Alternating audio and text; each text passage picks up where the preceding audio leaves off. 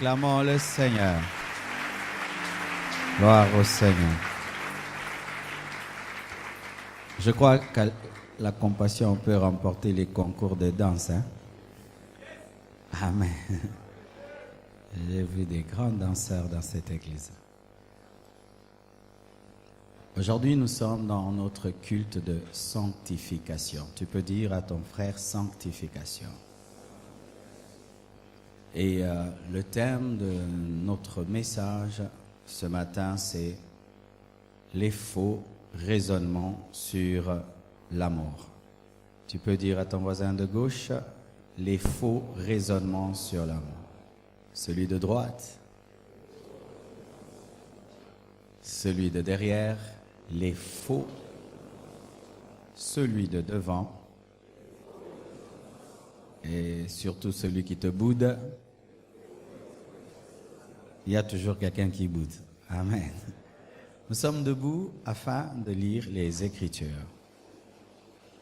Nous sommes dans Luc 20, verset 27, jusqu'au verset 38. Vous y êtes? Luc 20, verset 27, jusqu'au verset 38. 1, 2, 3. Allons-y. Quelques-uns des Sadducéens qui disent qu'il n'y a point de résurrection s'approchèrent et posèrent à Jésus cette question. Maître, voici ce que Moïse nous a prescrit. Si le frère de quelqu'un meurt, ayant une femme sans avoir d'enfant, son frère épousera la femme et suscitera une postérité à son frère. Or, il y avait 7 frères. Le premier se maria et mourut sans enfant. Le second et le troisième épousèrent la veuve. Il en fut de même des 7 qui moururent sans laisser d'enfant. Enfin, la femme mourut aussi. À la résurrection, duquel d'entre eux sera-t-elle donc la femme? Car les 7 l'ont eue pour femme. Jésus leur répondit.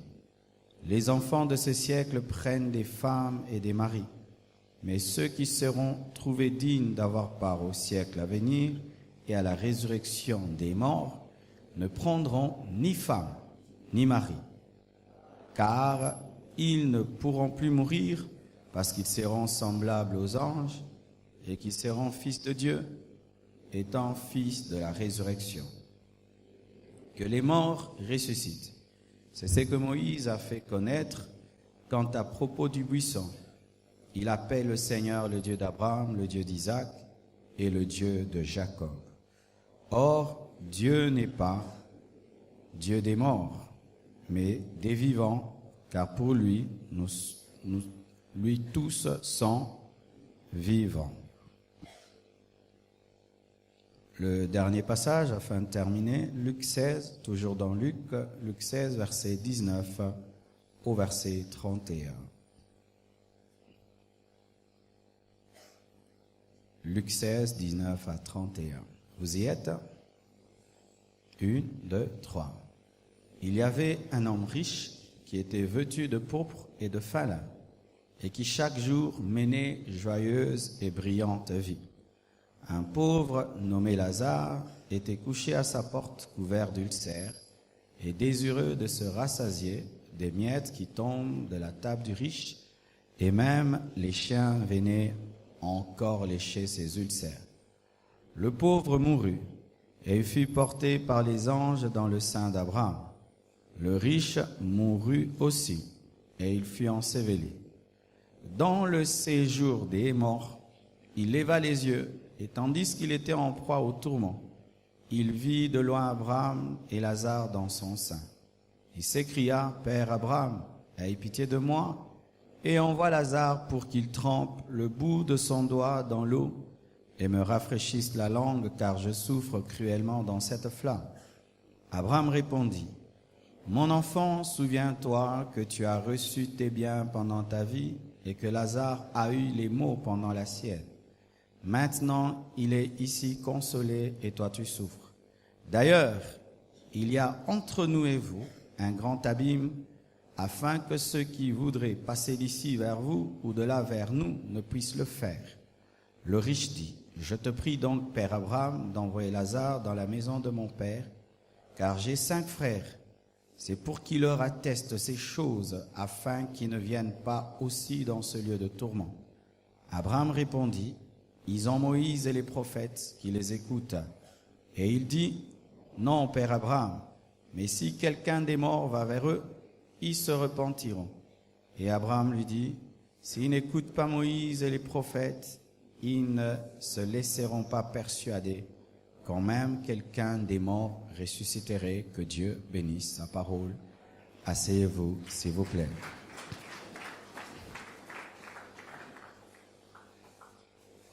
Les faux raisonnements sur la mort. Un message important. Nous voyons déjà au travers du premier passage que nous venons de lire qu'au temps de Jésus-Christ, il y avait des faux raisonnements sur la mort. Certains, les Sadducéens, disaient qu'il n'y avait pas de résurrection de mort. Ils ne croyaient pas que l'homme puisse ressusciter après la mort. C'est ça les Sadducéens, c'est la doctrine principale des Sadducéens. Les pharisiens croyaient en la résurrection des morts, mais les Sadducéens n'y croyaient pas. Et lorsque même Paul a voulu diviser le Sanhédrin, il a affirmé qu'il croyait en la résurrection, ce qui fait que les pharisiens étaient de son côté et il avait pu diviser ainsi le Sanhédrin parce que les Sadducéens n'y croyaient pas.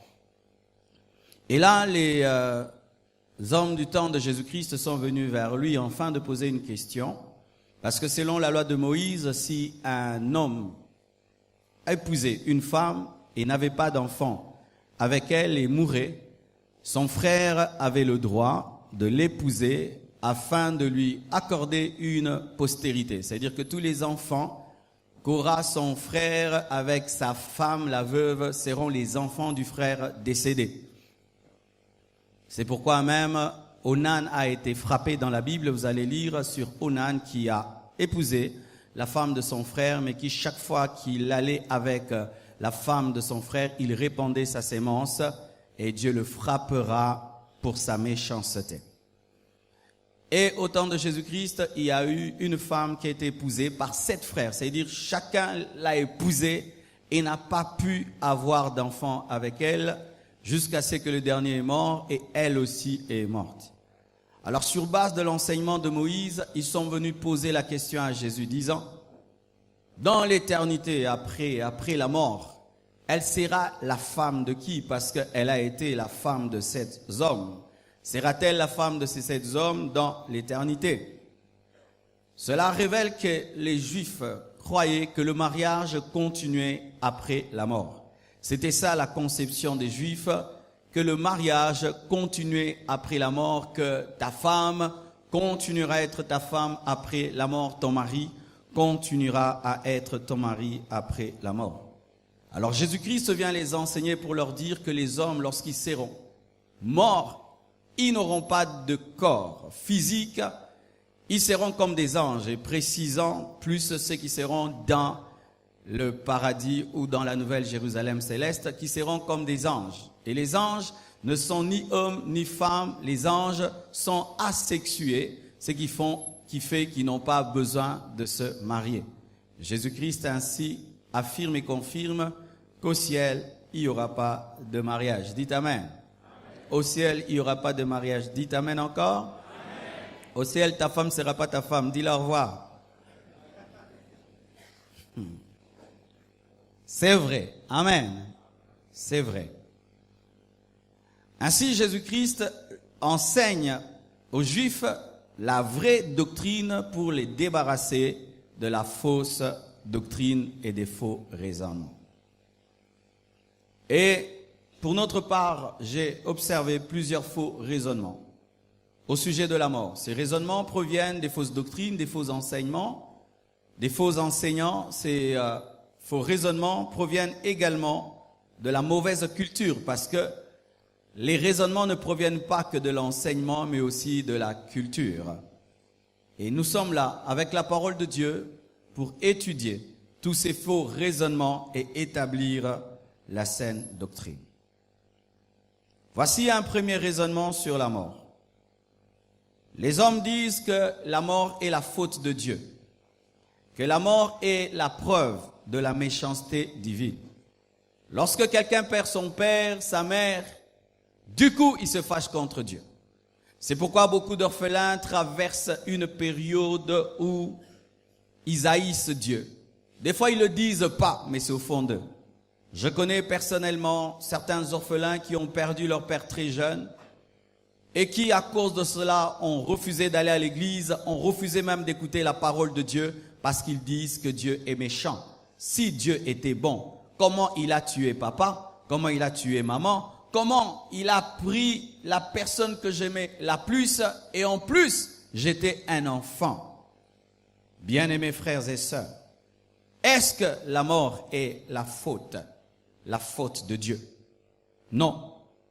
La Bible dit dans Genèse 2, verset 16, « L'Éternel Dieu donna cet ordre à l'homme, « Tu pourras manger de tous les arbres du jardin, mais tu ne mangeras pas de l'arbre de la connaissance du bien et du mal, car le jour où tu en mangeras, tu mourras. » L'homme n'est pas mort parce que Dieu l'a tué, l'homme est mort parce qu'il s'est tué.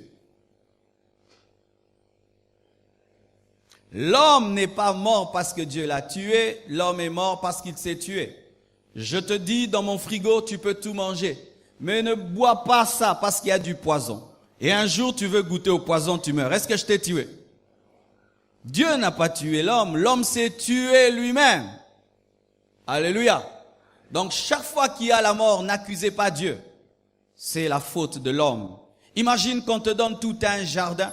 Au lieu de te contenter du 9/10, tu veux aussi toucher à l'1/10 et puis le 1/10 te tue. Ce n'est pas la faute de Dieu, c'est la faute de ta gourmandise, c'est la faute de ta rébellion. Et voilà.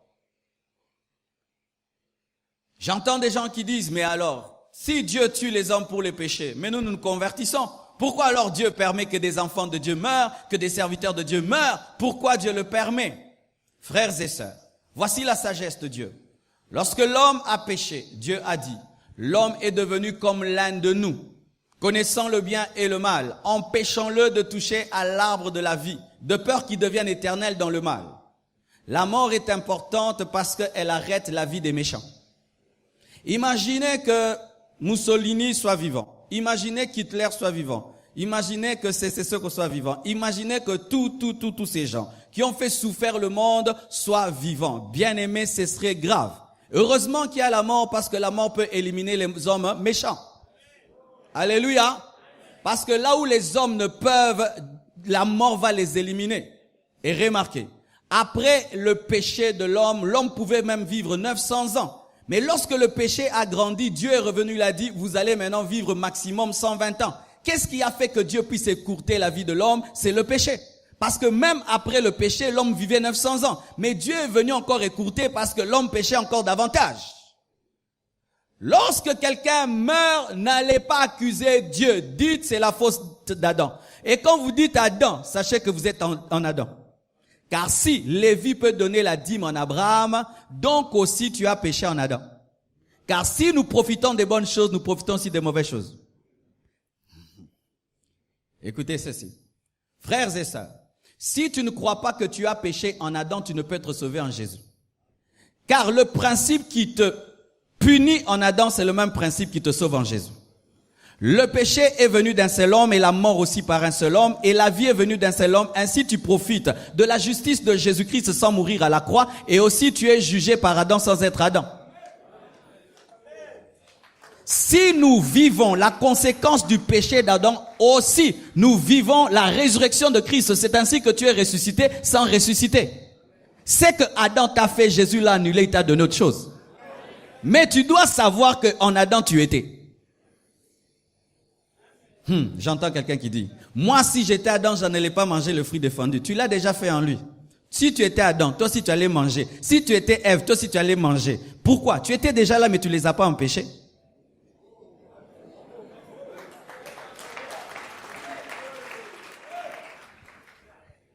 Si je vois le frère, c'est sûr qu'il a quelque chose de son père et de sa mère. Est-ce que tu l'as refusé? Alléluia. Que tu le veuilles ou pas, tu auras quelque chose de ton père et de ta mère. Et ainsi aussi, nous avons quelque chose de papa Adam et de maman Adam. Ainsi, quand tu meurs, dis c'est la faute de papa Adam et j'étais en lui. Alors quand papa Adam te tue, va maintenant vers le second Adam qui est Jésus-Christ, enfin qui te sauve.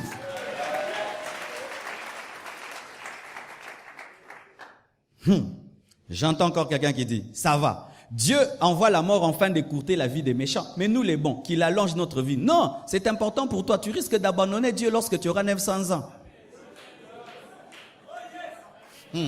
Imagine que tu t'es converti à l'âge de 40 ans et puis tu abandonnes Dieu à 900 ans. Bien aimé, toutes ces années de sainteté sont perdues. C'est pourquoi Dieu aussi écourte la vie du juste afin qu'il n'aille pas en enfer après avoir cru en lui. C'est pourquoi la Bible dit que si ces temps n'étaient pas écourtés, même les élus seraient séduits. Dieu écourte les choses pour te sauver. Ne recherchez pas une longévité que Dieu ne nous a pas accordée, vous risquez de l'abandonner. C'est pourquoi si un jour Dieu lui-même te dit, mon fils, demain tu vas mourir, bénis-le, il t'aime beaucoup, il te prend avant que tu puisses l'abandonner. C'est ainsi que la Bible dit qu'il y a eu un roi, le temps de la mort est arrivé, il a refusé, Dieu a prolongé, il a abandonné. Si tu restes sur la terre au-delà de ton temps, tu es un homme périmé et tu vas donner des problèmes ventraux au monde. Supposez que Jésus-Christ puisse exister jusqu'à l'âge de 50 ans. Qui va prêcher le jour de la Pentecôte, Pierre ou Jésus? Il était avantageux qu'il s'en aille afin que vienne le Saint-Esprit. Amen. Deuxième fausse doctrine, pensée sur la mort. En Afrique, la mort est souvent causée par la sorcellerie. Alors que la Bible dit dans Genèse 3, verset 19, c'est à la sueur de ton visage que tu mangeras du pain jusqu'à ce que tu retournes dans la terre d'où tu as été pris, car tu es poussière et tu retourneras dans la poussière. Mais le problème en Afrique, c'est que lorsqu'il y a un mort, on commence à rechercher la vieille dame qui pleure beaucoup. Et il paraît que souvent, les sorciers sont toujours à côté du mort et souvent ce sont eux qui pleurent beaucoup parce qu'ils l'ont mangé en fin de flatter. Bien aimé, pensez-vous que la sorcellerie est sur le visage ou dans le cœur? Des fois, vous chassez des vieilles dames qui ne sont pas des sorcières et vous accueillez des sorciers qui viennent de Paris très parfumés. D'ailleurs, les plus grands sorciers qui détruisent le monde ne sont pas vilains, ils ne sont pas des vieillards, ce sont des beaux, ils sont beaux, ils passent à la télévision, ils sont sur... Vous les aimez beaucoup et ils chantent la sorcellerie, ils disent qu'ils sont des sorciers, ils disent eux-mêmes qu'ils sont des démons, mais ils sont des démons griffés, ils sont des démons parfumés, vous les attrapez pas. Bien aimé, la mort ne provient pas du sorcier, la mort provient de la parole de Dieu. Tu es poussière, tu retourneras à la poussière. Car même le sorcier ne peut te tuer si la Bible n'a pas dit que tu es poussière. Le sorcier, en tuant quelqu'un, n'invente pas la mort. Il entre seulement dans tu es poussière, tu retourneras à la poussière. Mais il mange les personnes comestibles. Et il ne peut te manger toi, parce que lorsque tu es un païen, tu es une chenille qui est comestible, mais lorsque tu te convertis, tu connais ce qu'on appelle la métamorphose et tu deviens un papillon qu'on ne peut manger. Ainsi, toi, ce qui peut te tuer, c'est seulement le plan parfait de Dieu, mais jamais un sorcier. Mais un païen qui est ici, je t'assure, tu es comestible, tu es une chenille, bolambayo nalikayabu.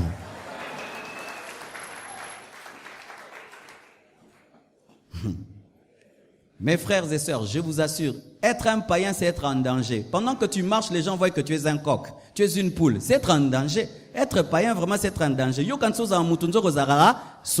Tu t'imagines ça? C'est-à-dire quelqu'un va dans la sorcellerie, il donne une poule et la poule, c'est toi.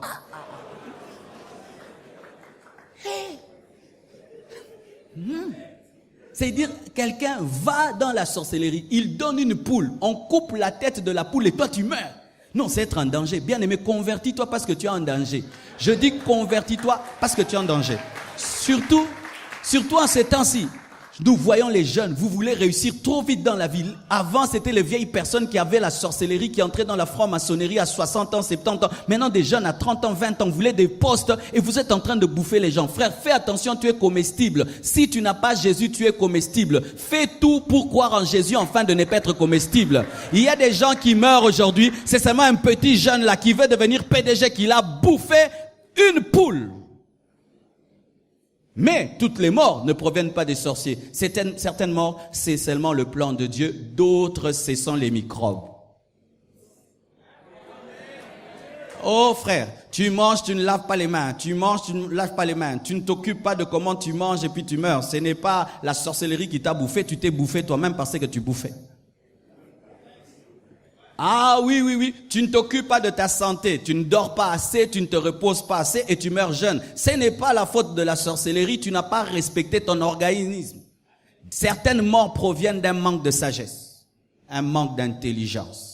Tu fais tous les jours des choses qui te détruisent. Tout le temps, coca, et puis tu meurs, on m'a bouffé. Non, c'est que tu buvais, t'as tué.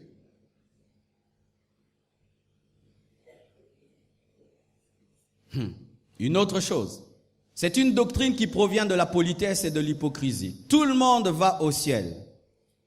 Vous allez voir lorsque vous allez dans un deuil, tout le monde dit des belles paroles.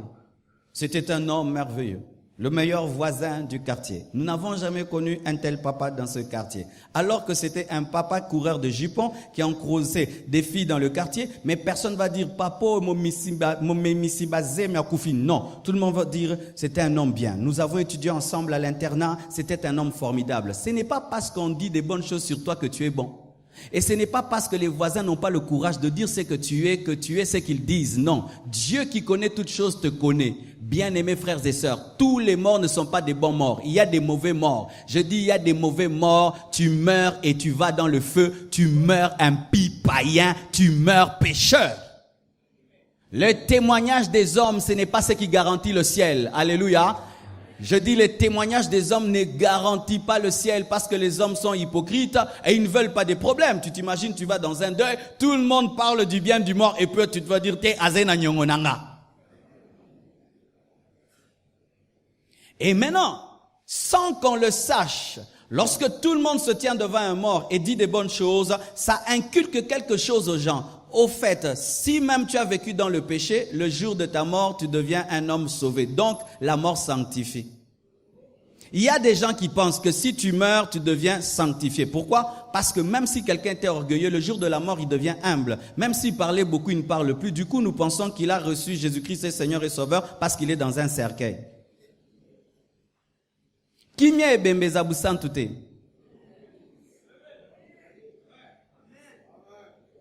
Alléluia. Même l'homme le plus orgueilleux, le jour de la mort, il est très humble. Vous pouvez l'insulter, il ne dira rien. Et tout d'un coup, on a tous pitié de lui et on dit, il faut zakeka à l'eau là. Bien aimé, ce ne sont pas les souhaits qui amènent au ciel. C'est croire en Jésus pendant qu'on est vivant, se repentir. Ce ne sont pas les souhaits. Et non, oh Dieu, on entend tout le monde qui dit que Dieu reçoive son âme. Comme si tu es devenu Jésus-Christ afin de sauver les âmes. Seigneur reçoit son âme. Prions que Dieu reçoive son âme. Il n'y a pas de prière pour que Dieu reçoive une âme. C'est à toi de donner ton âme toi-même. Si tu ne donnes pas ton âme, Dieu ne reçoit pas ton âme par des souhaits des âmes.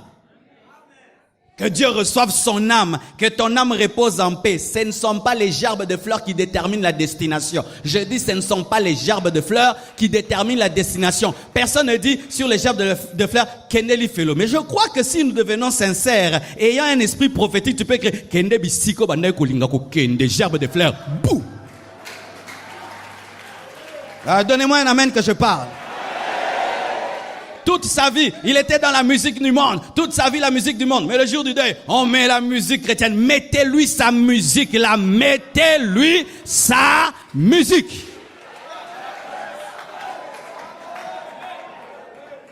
Tout le monde ne va pas au ciel. Tout le monde ne va pas au ciel. La Bible dit, quiconque, Apocalypse 20, verset 15, quiconque ne fut pas écrit dans le livre de vie fut jeté où? Dans les temps de feu. C'est ce que la parole de Dieu dit.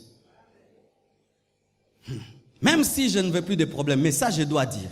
Le purgatoire aussi n'existe pas. Il y a des gens qui nous enseignent que le purgatoire existe. C'est-à-dire une étape intermédiaire où quand tu meurs, tu ne vas ni au ciel ni en enfer. Tu es comme en gestation, en transition. Et si sur la terre on fait beaucoup de messes, de requiem et de prières, tu commences à aller vers le ciel. Bien aimé, nulle part dans la parole il n'est parlé du purgatoire. La Bible dit dans Hébreux 9 verset 27, il est réservé aux hommes de mourir une fois après quoi vient le jugement, pas le purgatoire. Le purgatoire n'existe pas. Toi qui attends le purgatoire, c'est une escroquerie du diable. Le purgatoire n'existe pas. Et toutes les personnes qui enseignent le purgatoire ne trouvent pas les versets de Genèse, Apocalypse. Ils trouvent les versets dans les Syracides, dans les Maccabées, qui n'ont pas d'autorité doctrinale, mais qui sont comme des brochures. Ça va. Réfléchissons ensemble. Si les hommes meurent et puis vont dans un état intermédiaire, et nous devons prier pour qu'ils aillent au ciel, pourquoi alors nous servons Dieu pendant que nous sommes vivants? Abandonnons Dieu et donnons-nous à chacun l'argent, disant, si moi je meurs avant toi, je te prie de payer un prêtre pour qu'il puisse faire 90 messes de requiem afin de me rassurer vraiment que j'irai au paradis. Quelle escroquerie! Si tu n'as pas donné à Dieu ta vie, il n'a que faire de ta mort. Si tu n'as pas donné à Dieu ta vie, il n'a que faire de ta mort. Quelqu'un qui toute sa vie a dit que Dieu n'existe pas, il meurt et puis on prie pour lui va au ciel. Bien aimé, toi, bois qu'à ma Bible alors. Quelle escroquerie! Et qui enseigne ça? Un théologien qui a maîtrisé le grec, l'hébreu. Lorsque quelqu'un a la connaissance, mais il prêche des fausses doctrines, si quelqu'un enseigne mal parce qu'il ne connaît pas la Bible, donc il ne connaît pas, c'est pourquoi il enseigne mal. Mais si quelqu'un connaît la Bible, il enseigne mal, donc il a l'intention d'enseigner mal. Théologien, docteur en ceci, docteur en cela, maîtrisant le grec et tout, mais il te dit qu'il y a le purgatoire, alors que même la logique humaine est contre cela.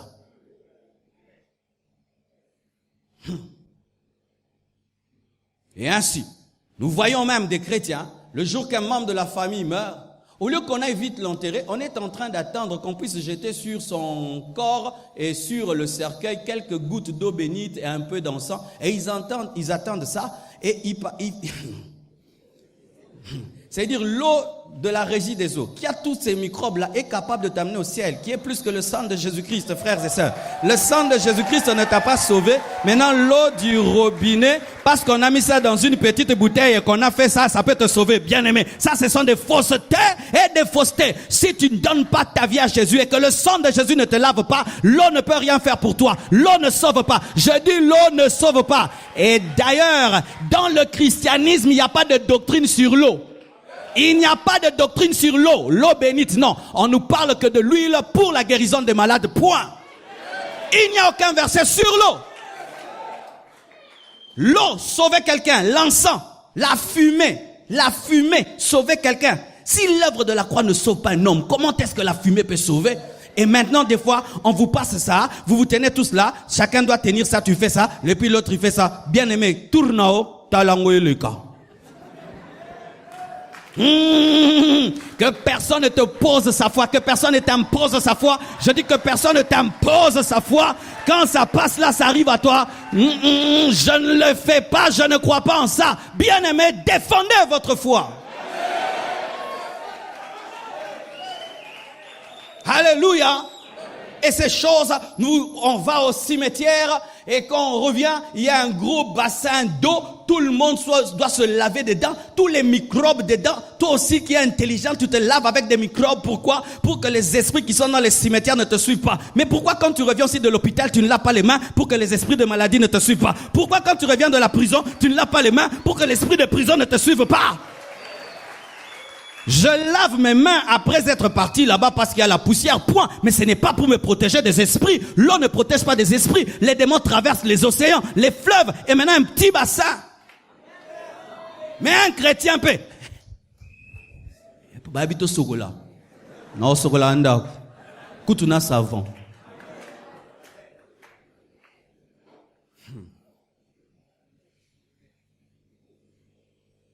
Et d'autres enseignent la réincarnation.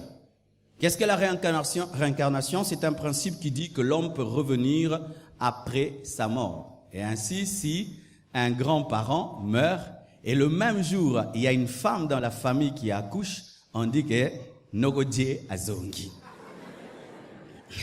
Et puis on lui donne le nom de Nogodje. Et on commence tout le temps. Vous savez, quand tu veux chercher des similitudes, tu les trouveras toujours, n'est-ce pas? Tu vois pas ce que tu cherches. C'est vrai. il y a des livres occultes qui présentent des preuves de la réincarnation. Ah oui, une fois je contredisais les gens qui enseignaient la réincarnation à l'école, quand on était à l'internat. Et il y a un qui était dans le bouddhisme, il m'a donné un livre et il m'a dit, regarde, ce jeune était mort, je crois c'était au Japon, dans un village, et puis, un papa est mort dans un village quelque part, et puis un enfant est né d'un autre côté et il racontait la vie de ce papa, et pour eux c'était la preuve que la réincarnation existe, parce qu'ils se disaient comment cet enfant peut connaître la vie de quelqu'un d'autre. Et il disait, dans l'autre vie, j'étais ceci et j'avais tel enfant, et c'était vraiment les enfants de cette personne décédée, et un bébé ne pouvait pas connaître cela. Et comment? C'est facile. Satan lui a dit. Bien-aimé, si vous pensez que révélation est le signe de la doctrine véritable, c'est une erreur, parce que les mbikoudi aussi révèlent des choses. Tu peux aller chez un mbikoudi, il te dit qu'il a volé, il peut te donner le nom de quelqu'un dans la famille, ce n'est pas pour autant que c'est Dieu. La femme qui avait l'esprit de Python a pu révéler que Paul était un vrai serviteur de Dieu. Ce n'est pas parce que quelqu'un dit des choses qui sont vraies qu'il est vrai. Le diable aussi a un esprit aussi de révélation, mais de fausses révélations. Alors si vous croyez aux témoignages parce qu'ils sont logiquement vrais, et vous ne vérifiez pas la parole de Dieu, vous allez croire en n'importe quoi. C'est pourquoi, frères et sœurs, beaucoup de gens aujourd'hui sont en train de prier Marie parce qu'ils invoquent Marie et ils vivent des résultats. C'est pas parce que tu invoques Marie et tu vis les résultats que Dieu est dans cela. La Bible dit clairement que tu ne dois pas prier les morts. Et ce n'est pas parce que tu vis un résultat en priant les morts que tu dois continuer à prier les morts. Tu dois arrêter de le faire parce que c'est un démon qui t'exauce. Et c'est un démon qui révèle à un tel enfant la vie de quelqu'un d'autre. Parce que le diable peut venir, il voit que tel est mort, et puis un esprit impur possède un enfant, et cet enfant connaît les choses. Quand nous étions des enfants, il y avait des gens dans le quartier, il n'a pas le don de guérison, il n'a pas cru en Jésus. Si tu te casses, il te touche, tu es guéri. Vrai ou faux? Alors, est-ce qu'on va dire qu'ils ont l'onction de Dieu et ils se transmettent le don de génération en génération, un don héréditaire? Est-ce que parce qu'il y a des miracles que c'est Dieu? Est-ce que parce que cet enfant a la révélation que c'est Dieu? La réincarnation n'existe pas. Mais c'est terrible, bien-aimé. S'il n'y a pas la réincarnation, c'est grave. Parce que tu n'as pas de vie. Tu ne reviendras pas sur la terre.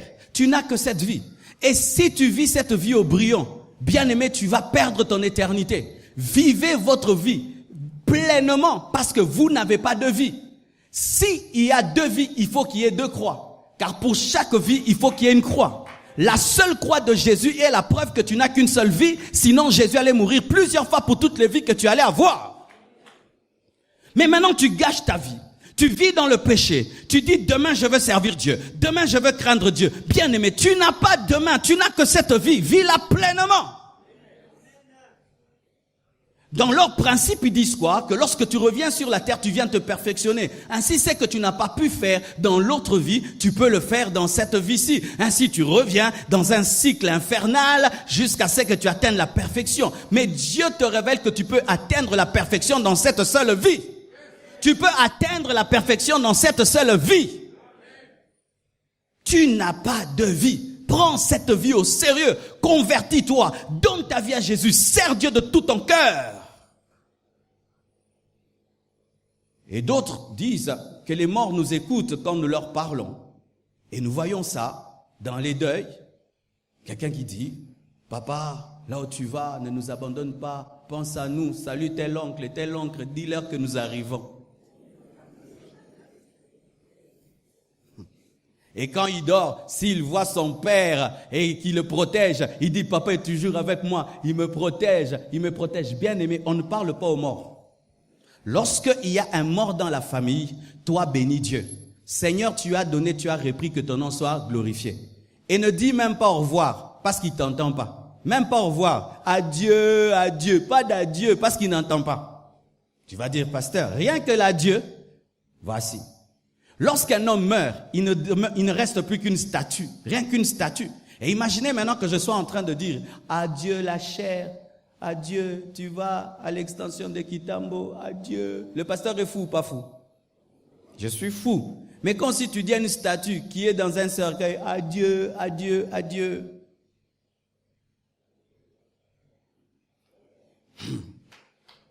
Il ne t'entend pas, mais tu lui parles. Ça veut dire quoi? Tu parles à une statue. Et maintenant, si tu arrives à un moment, comme je vois toujours autour du trou, c'est souvent là quand maintenant on commence à mettre le corps dans le trou et tout le monde commence à pleurer et il faut parler, bien aimé. On te donne le micro pour parler, tu chantes l'adoration. Alléluia, alléluia. L'obel et logo. Alléluia, alléluia. La Bible dit ceci. Est-ce que les vivants, dans Ésaïe 8, verset 19, si l'on vous dit, consultez ceux qui évoquent les morts et ceux qui prédisent l'avenir, qui poussent des sifflements et des soupirs, répondez, un peuple ne consultera-t-il pas son Dieu? S'adressera-t-il aux morts en faveur des vivants? Non. Amen. Hein? Le peuple de Dieu ne s'adresse pas aux morts en faveur des vivants. Je répète, le peuple de Dieu ne s'adresse pas aux morts en faveur des vivants. Le peuple de Dieu ne prie pas Marie. Le peuple de Dieu ne prie pas Paul. Le peuple de Dieu ne prie pas les saints. Le peuple de Dieu ne prie pas un homme de Dieu qui est mort. Le peuple de Dieu prie Jésus. Pourquoi? Parce qu'il est mort et il est ressuscité. Si Jésus n'était pas ressuscité, il ne faut pas le prier. Nous prions Jésus parce qu'il est vivant à la droite de Dieu le Père et il intercède pour nous. S'il n'est pas vivant, nous ne le prions pas. Et comme Marie est morte, Paul est mort, Pierre est mort, je ne peux pas les prier. Je ne peux pas les prier. Et donc, si je ne peux pas prier Paul, est-ce que je peux parler à mon Père? Alléluia. Et des fois, qu'est-ce que vous faites? Vous allez, après la mort, vous arrangez le tombeau. Il n'y a pas de problème. Vous pouvez arranger le tombeau. Vous pouvez tout arranger, mais vous ne pouvez pas parler. Oh, tu nous manques. Tu ne peux pas dire tu nous manques. Tu dis tu nous manques à qui? À une pierre. Tu dis tu nous manques à qui? À des os. Il ne t'entend pas. Il ne t'entend pas. Mais tu peux arranger, tu mets des fleurs, si seulement pour que ce soit beau. Mais tu ne mets pas des fleurs parce que tu lui offres des fleurs, c'est un culte aux morts. Je répète. Tu peux mettre des fleurs sur un tombeau seulement pour que ce soit beau, c'est le tombeau de quelqu'un que tu aimes. Tu ne veux pas que ce soit sale, c'est tout. Mais si tu mets des fleurs comme si tu offrais aux morts, si tu arranges comme si tu offrais, c'est un culte aux morts. On n'offre pas des fleurs aux morts. Et d'ailleurs, lorsque même nous prenons des gerbes de fleurs et que nous mettons là, nous n'offrons pas aux morts, c'est un signe seulement de compassion envers la famille décédée, éprouvée. Quand tu prends une gerbe de fleurs et tu déposes devant un cercueil, si dans ta pensée tu offres aux morts, c'est un péché, c'est un culte aux morts. Mais si tu mets ça pour seulement signifier à la famille, nous sommes avec vous, nous sommes touchés, c'est bon. Mais si c'est une offrande, un cadeau que tu donnes à un mort, c'est un culte. Et vous voyez combien de fois nous péchons dans les deuils. Pourquoi? Nous faisons les choses parce que tout le monde les fait sans les étudier à la lumière des Écritures.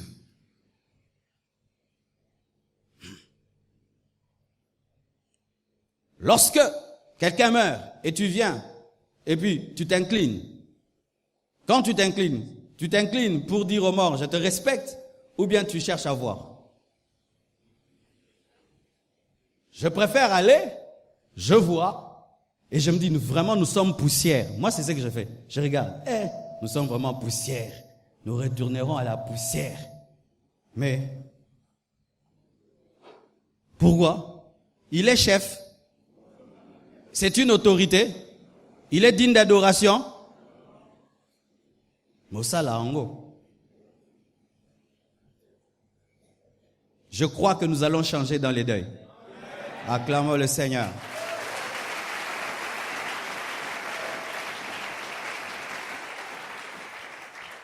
Et d'autres disent qu'après la mort, il n'y a ni le ciel ni l'enfer parce qu'on disparaît. Il n'y a pas de résurrection des morts. L'homme meurt. Il disparaît comme un animal.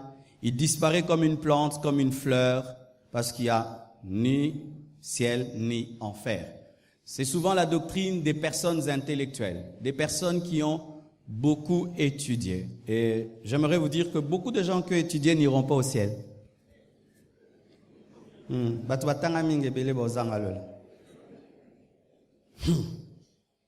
La preuve, la plupart des apôtres de Jésus-Christ étaient des analphabètes.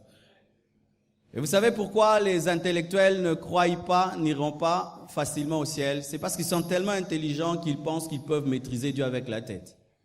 Alors tu peux leur parler du ciel et de l'enfer, ils te disent, mais il n'y a pas de preuve scientifique sur le ciel et l'enfer. Pasteur, toi-même qui en parles, est-ce que tu as déjà été? Alors, mais comment tu es en train de parler des choses que tu ne peux pas démontrer? As-tu déjà goûté au feu de l'enfer, pasteur? Parce que logiquement et scientifiquement, tu ne peux avancer une théorie sans avoir des preuves. Et vu la consistance de mes preuves, je trouve que français, on a molifé. Ah, l'homme. L'homme est terrible. Lorsque c'est un enfant, tu lui dis Jésus existe, il croit facilement.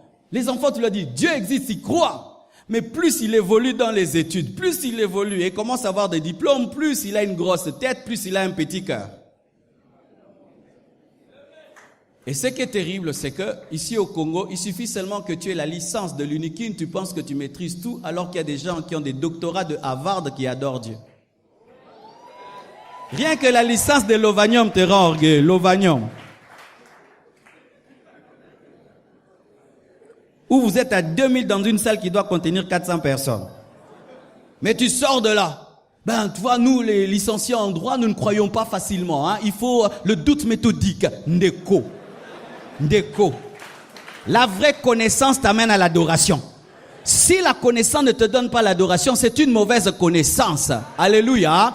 L'homme intelligent peut démontrer l'existence de Dieu parce que son intelligence le permet de maîtriser les atomes et les molécules et il peut découvrir l'intelligence infinie de Dieu au travers de sa création. Mais lorsque ton intelligence t'empêche de croire, le diable est derrière. Et c'est souvent eux qui disent qu'il n'y a ni le ciel ni l'enfer, mais quand ils meurent, il fait l'eau. Alléluia. Bien-aimés frères, sœurs.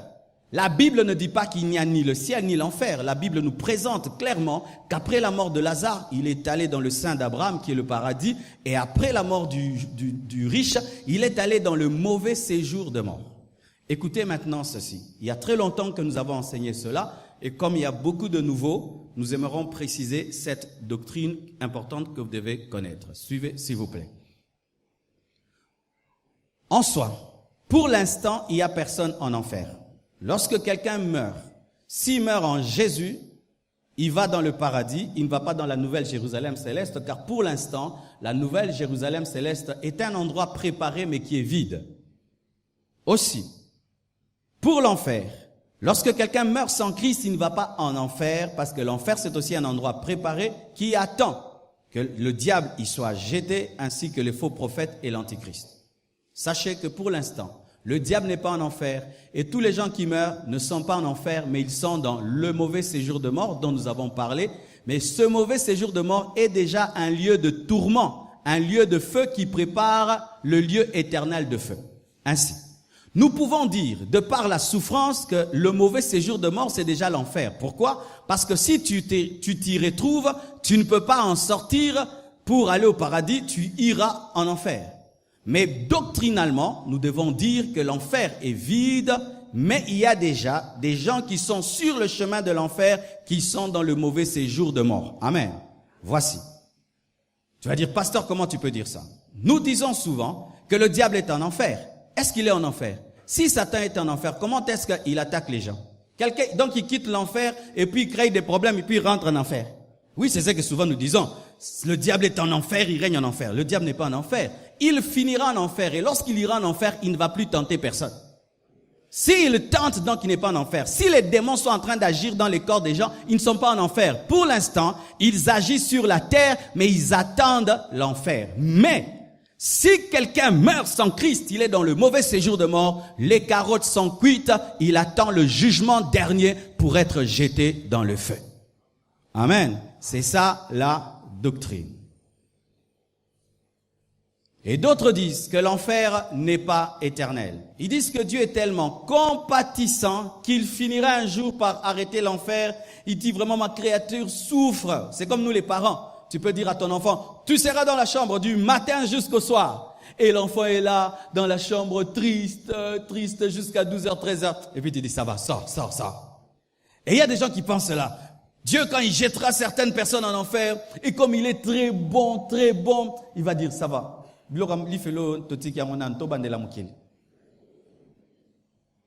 Que dit la Bible à ce sujet?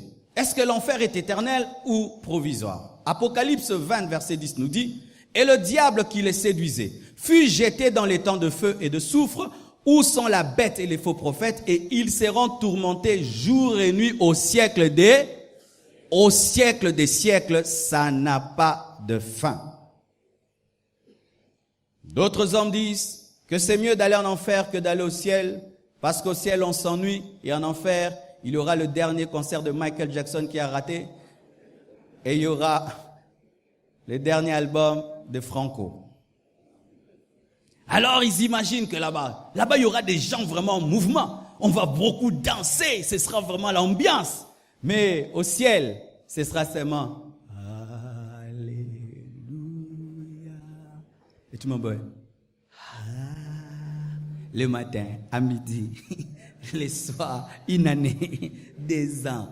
Et il faut marcher lentement, parce que Dieu n'aime pas les bruits.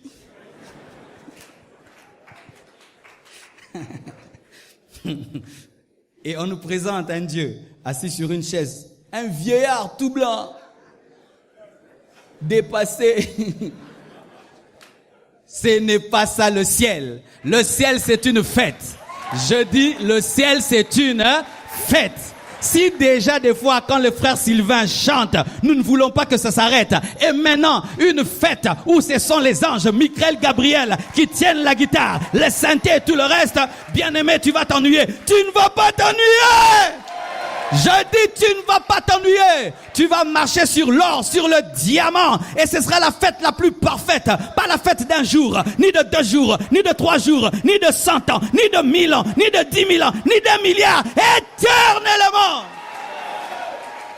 Mais la religion veut nous présenter un ciel lugubre où on joue que des notes mineures.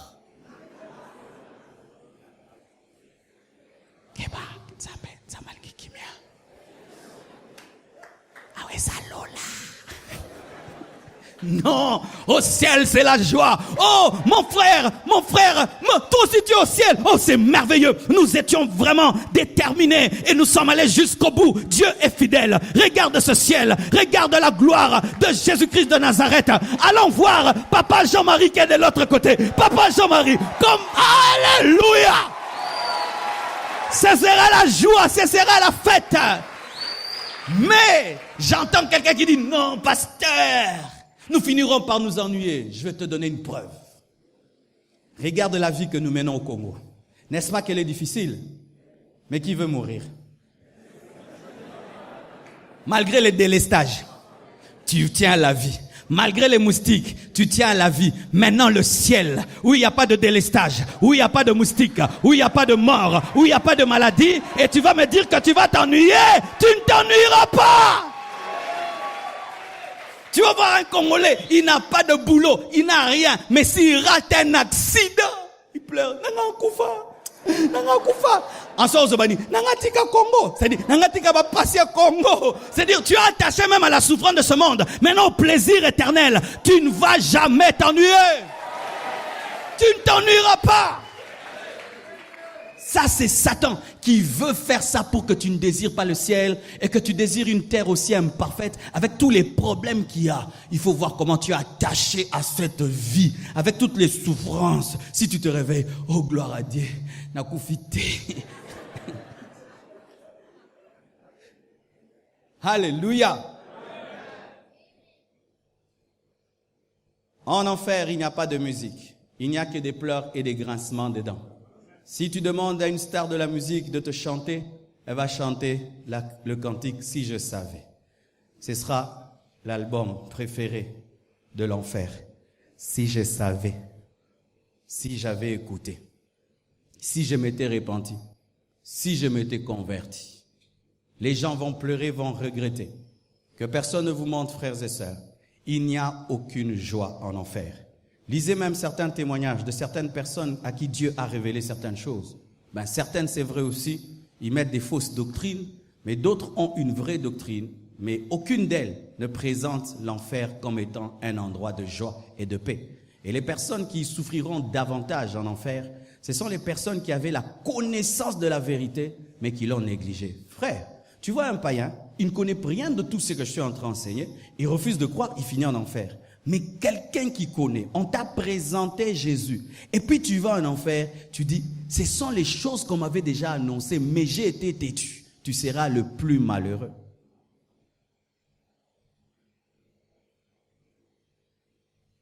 Et d'autres disent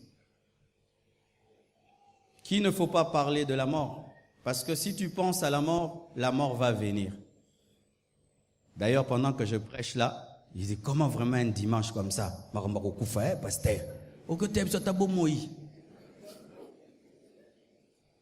Jésus a parlé de la mort. Il a même parlé de sa propre mort.